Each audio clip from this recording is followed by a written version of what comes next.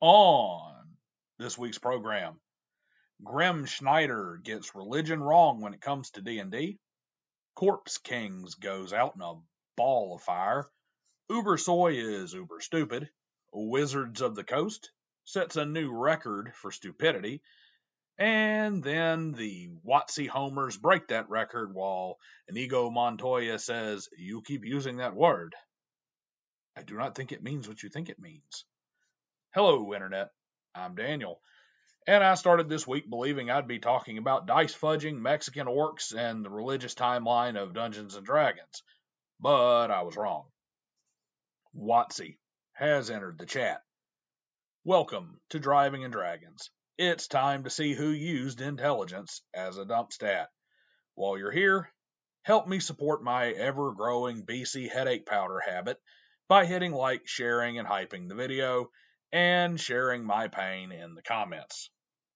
Be sure to subscribe, and if you are subscribed, bring a +1 to the channel and get them to subscribe.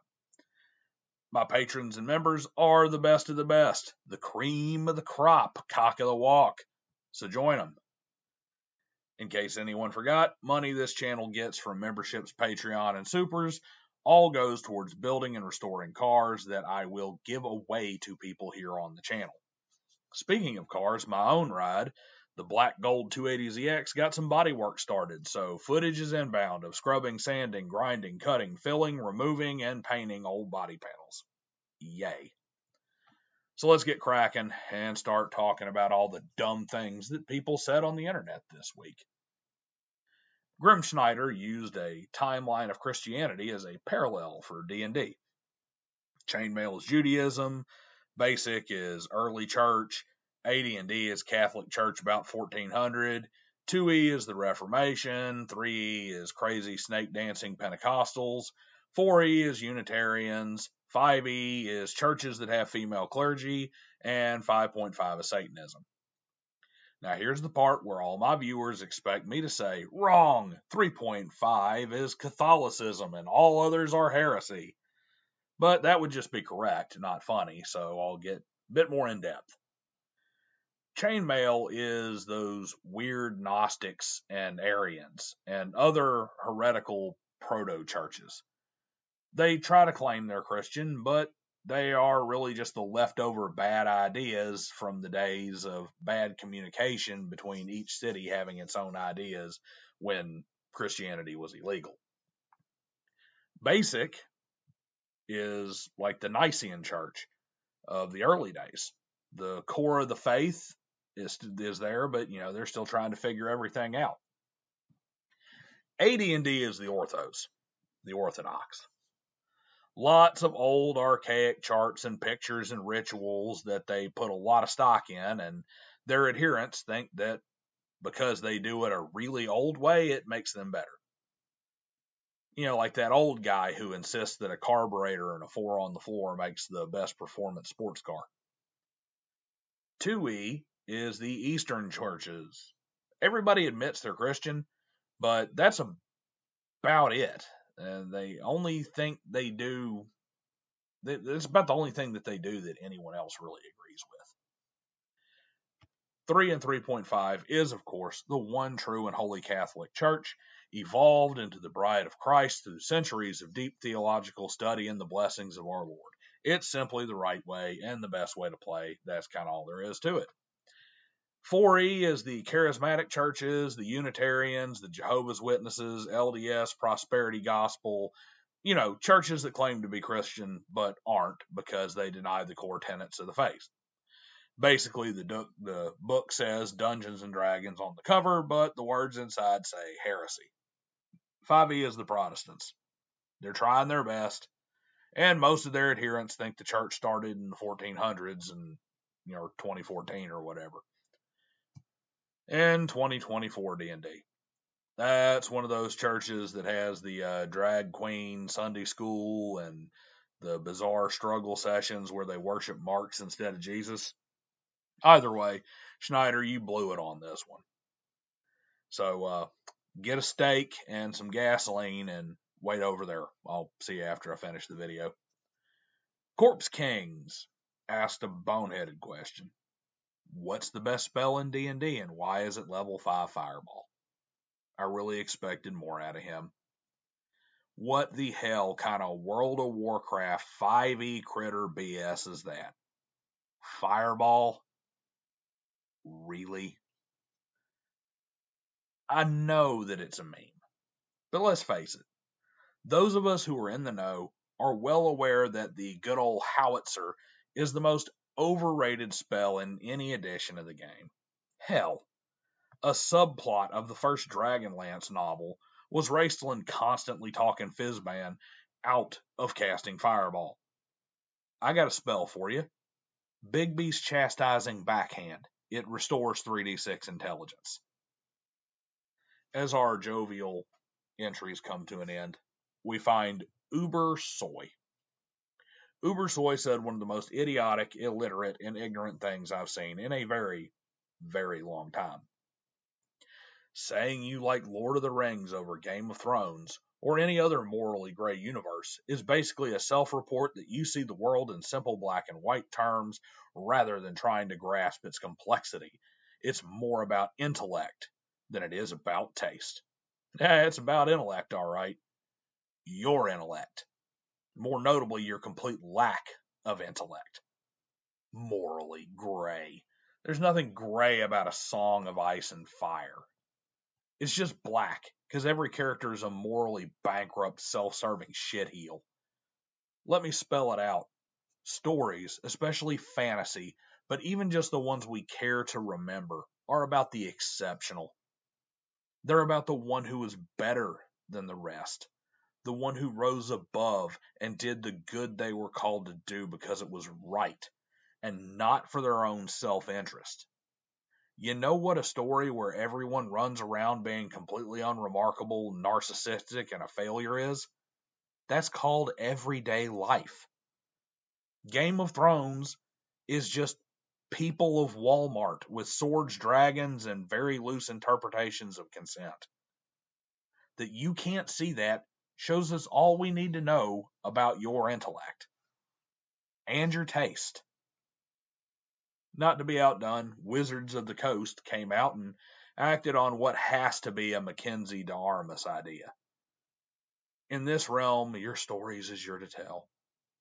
A graphic about a second gay pride month, complete with pedo imagery hidden in a Care Bear beholder's eye, and a gay demon ethnic dude makeout scene next to a dancing owlbear and a bard that is one of those pink-haired, half-shaved head screeching harpies that yell about hate speech during campus guest lectures. This, of course, was immediately panned by everyone with a functional prefrontal cortex, which led to all the idiotic favorites from the people who think that they are now officially grognards because they had already started their first campaign when Critical Role Season 1 aired. A world of magic and dragons and monsters is fine, but gay people a little hard to believe. The text expresses total customization, but folks interpreting it as you must make your games gay. The entire point of D&D is that the DM creates the story. No one is forcing your story to be woke. The rightoids getting mad at this are unironically a bunch of tourists. That last one is kind of key here. First, it shows how these morons are in their complete infancy with the hobby. The point is not that the DM creates a story. That's called story gaming, and it's objectively shit, and 99% of the time it's a railroad. The DM creates a world. The group creates a story. The only difference between a Hickman narrative GM like me and a raging no prep all random table bro SR DM is the level to which the GM determines the happenings that are outside the player's influence in the world. Even your Jenny D's and your XP to level 3s have learned that the DM creating a story is just bad gameplay. But that last is the biggest. Tourists. Tourist is a term that came from people who have been playing these games for longer than most 5e players have been alive. People who have played dozens of TTRPGs in several systems. The term referred to players who have existed in every popular period of the game. There were 3rd edition tourists when it boomed in 2000. There were advanced Dungeons and Dragons tourists when the Hickman Revolution took hold. And now we have 5e tourists. It's the players who get into the game when popularity spikes, but then they leave the hobby soon after when the hype dies out. If you joined after seeing Critical Role, and now you find yourself experiencing burnout, or are playing less and buying fewer books, you're probably a tourist. You know who isn't a tourist? The people who are concerned about the lasting damage pandering garbage like this WOTC marketing direction will do to the hobby as a whole. And you know who else isn't a tourist? Sandy fucking Peterson. Or Rob Kuntz. Let's focus on this grade A Nimrod wargaming dad. Sandy Peterson pointed out that the owlbear dancing at the gay wedding, and he quoted the monster manual saying that owlbears are savage predators with nasty dispositions. Wargaming Dad said, has this guy ever actually played a TTRPG? Because it smells like a tourist. Of course, Sandy replied with pics of 4 of the TTRPGs he created, including little-known indie books like Call of Cthulhu and RuneQuest. But these idiots still could not help themselves, saying really stupid shit like not featured D&D, and the only acceptable TTRPGs are D&D, Cyberpunk Red, Daggerheart, Dragonbane, and Starfinder. None of this shit on those picks. I mean, let's put aside the fact that I think all of those are less than 10 years old, except D&D. And except Call of Cthulhu has probably outsold every one of those he listed combined, with the exclusion of D&D. And I'm pretty sure that RuneQuest has comparable numbers to pretty much all of those. But this idiot's IQ goes even lower. Remember how these mental midgets like to throw out that none of this was D&D, so it must not count? Well, they called Rob Kuntz a tourist too. If he's a tourist, he's like those annoying-ass snowbirds in Florida that vacation in Boca Raton from Michigan and never leave. Laz the Demonic, a truly idiotic individual, got ratioed so hard he deleted his tweet, then lied and tried to call it satire, and then fled X, likely to go hide on Blue Sky. Because apparently tourist Rob Kuntz has never read a D&D book, despite being, if I recall, the last surviving member of Gary Gygax's playtest group. Yep, tourist. Never played D&D, except for when he joined the first ever D&D party during the second ever D&D session, as one of the characters' spells are named after in the player's handbook. You know, one of the characters that the Tomb of Horrors was specifically designed to challenge because after nearly a decade of play, they had become so powerful Gary wanted to take them down a peg. This is a page straight out of the Culture War playbooks, folks. A term is made to accurately ridicule the social left, and then they co-opt it, often with completely different meaning, because they can't build, they can only steal and corrupt. It's actually ironic because woke falls into that category in a way. Now, woke was originally used by the social right as a term to reference people who started waking up to the bullshit that the government was pulling. You got woke when you realized that schools were indoctrinating children, or that the women's liberation movement was a scam that was actively making women unhappy. Specifically, if you were a liberal and you woke up and kind of switched sides because you're like, hey, this stuff ain't going right. Well, the left liked that term. So they started slapping the term woke on every policy and idea they wanted to push, basically saying that woke had good terminology. It meant that you were awake and you were turned on now, so now we're just going to slap that on everything we do. And the right, rather than fight over the term woke, just turned it into an insult. And that's how kind of how we got where we are now. The left wanted to apply the term to all their social engineering, so the right obliged.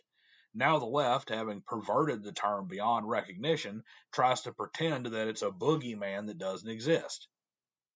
They get out there and they say, oh, yeah, it's not woke, it's just this. Oh, if it's woke for that, everything's woke, woke, woke. So, yeah, y'all wanted it that way, and now you got it, and you don't like it. And that's your social lesson for the week.